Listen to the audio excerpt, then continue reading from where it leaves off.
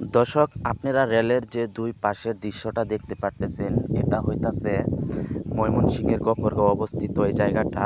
আসলে এই জায়গাতে রেলের দুই পাশে যেরকম ঘাস হইয়া বন হইয়া বইরা অনেক কিছু অপরিষ্কার। তারপরে রেলের যে আপনারা দেখতে পারতেছেন যে ক্লিপ আছে, এগুলো ক্লিপ কিন্তু একটাও নাই।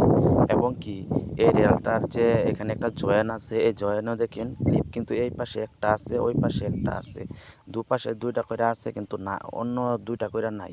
এই যে ক্লিপগুলো নাই, এগুলো কিন্তু আমাদের রাষ্ট্রীয় সম্পদ। এবং কি এই রেলটা কিন্তু এখনও সচল আছে। এটা তৎকালীন ব্রিটিশ সরকারের করা হয়েছিল। তো এই রেলের যারা দায়িত্বে আছে, আসলে তাদের অবহেলার কারণে কি আমাদের এই রেলটা আজ এরকম অবহেলিত পড়ে রয়েছে। যে দুপাশে কিন্তু প্রচুর পরিমাণে আপনারা দেখতে পাচ্ছেন একদম ঘাস হয়ে গেছে। এগুলো পরিষ্কার করার মতো কোনো ব্যবস্থা আমি দেখতেছি না।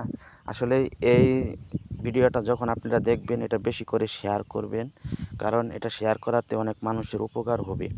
আপনারা অবশ্যই ভিডিওর মধ্যে যা